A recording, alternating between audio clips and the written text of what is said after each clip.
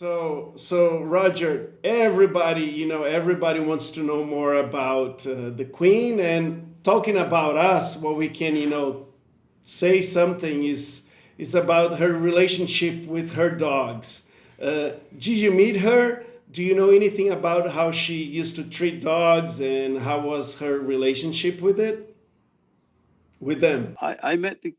I met Her Majesty the Queen in the 1980s, so 30 years ago, and I was called in, just as you, Alexander, by a veterinarian to resolve a behaviour problem. In fact, the veterinarian who called me, I didn't say I'm going to see the Queen. He said I'm going to see somebody with many corgis, breed of dog, and over the way, and they live in Windsor, which is where the Queen's castle is.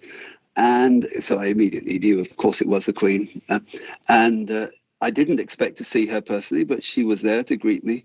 And I spent 2 hours with her. And so I was very professional, just as if I was treating Mr. and Mrs. Smith in a normal house, except that this was no normal house. It's a big, big castle.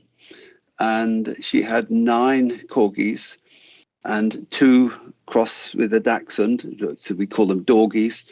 So 11 dogs running around together in this big, big castle.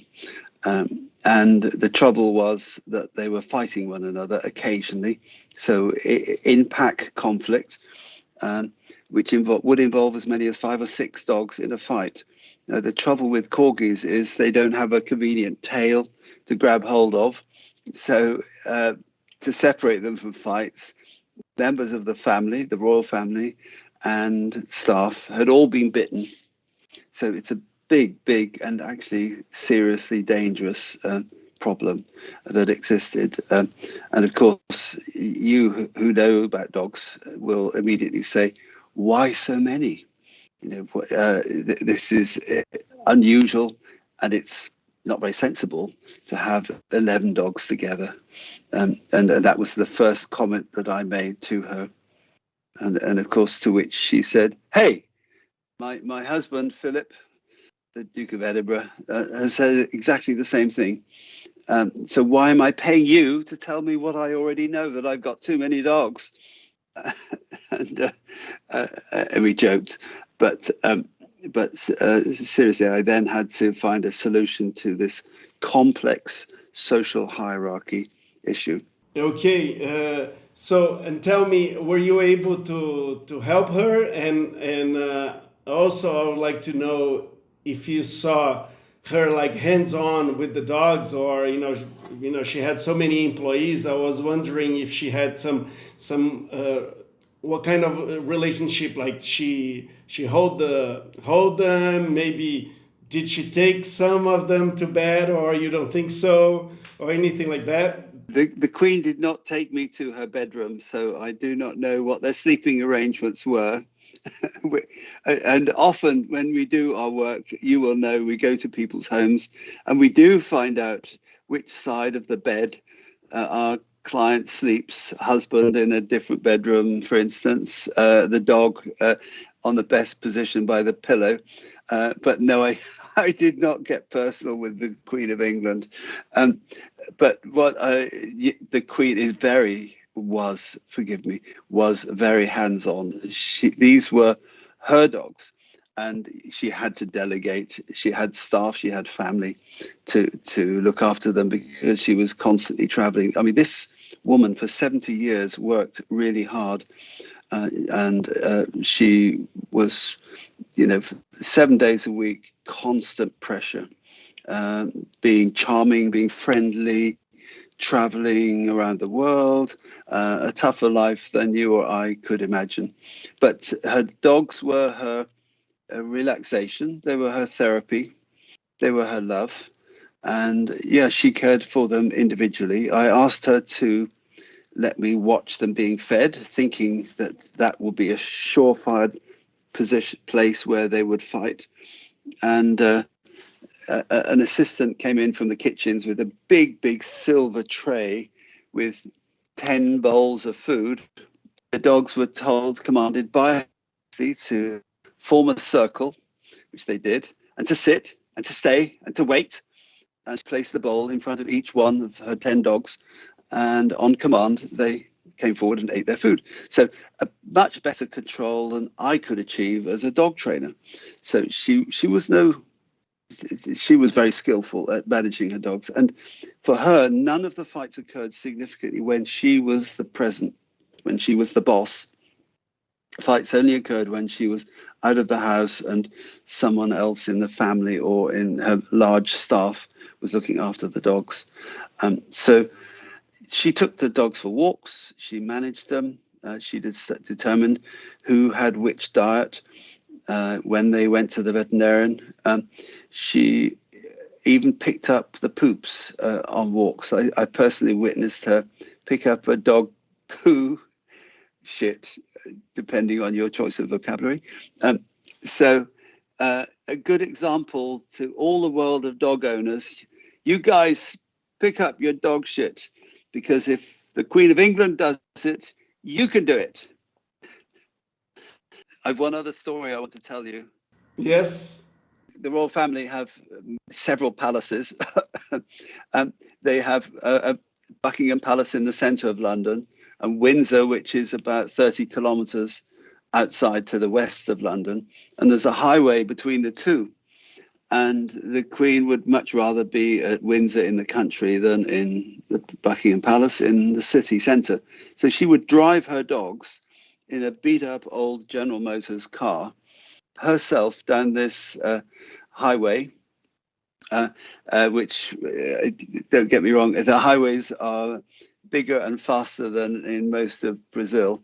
But she would drive down that highway herself at the wheel with 10 or 11 dogs in the back of her car, barking away, and she would be in disguise in a scarf, which you've seen pictures of her wearing, these famous headscarves. And she was free, and she said it was so good to get away from security, guards and TV cameras and all that stuff. She was free on the road with her dogs, having fun. So isn't that a nice story? That this queen, who was, if you like, imprisoned by her fame and by her situation, could be free with her dogs. And I don't know about so many people who are famous and so many people who are sad and living on the street and with nothing, in poverty, in rich or poor, all go to our dog.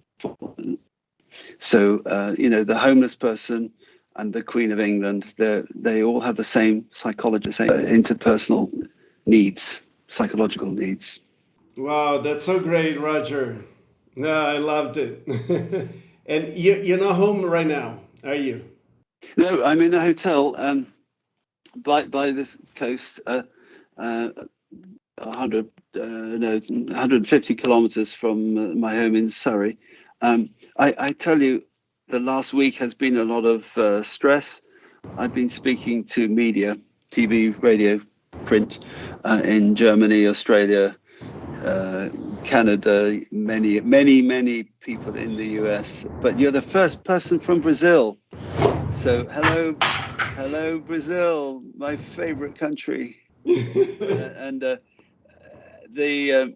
it has been quite a challenging week, shall we say? But I'm not complaining. I've had a chance to talk about the happy side of the Queen of England. Obviously, everyone is very distressed, and I'm upset because she died. But then remember, this is a lady who lived for 96 years, healthy until the last couple of days. Well, I think healthy, but she died with her family. She died very suddenly. She didn't suffer, I think.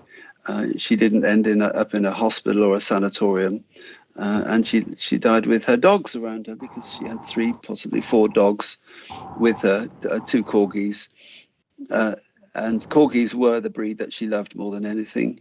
And that's an interesting choice of breed, isn't it? A working, highly trainable breed of dog. So I think there was a lot of happiness in the Queen's life, and especially her life with dogs, because she had a lot of stress because of politicians, because of family. So the story of the Queen's relationship with her dogs, and indeed, of course, with horses and other animals in her life, is actually a happy one. There's been a lot of unhappiness, sadness at her passing after 96 years of life and 70 years as the Queen of the UK. Some people would say the Queen of the world. But the happy side of her life was undoubtedly her connection with animals, her love of animals. She was a sponsor of many societies, charities, people doing good work for animals.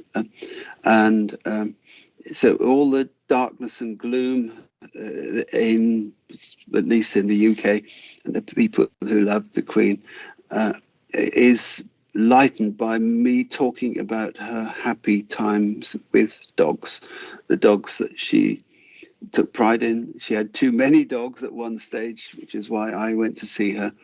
But at the end, she had the friendship and company of 3 or 4 dogs, and that's a nice thought to have. That was great. Thank you so much for your time. I know you were on bed already, so you can go back to bed. Okay, right. We'll catch up and have a better video call at home at my farm. I've got obviously much better internet, so we'll talk next week. Okay. Thank you, Roger. Bye bye.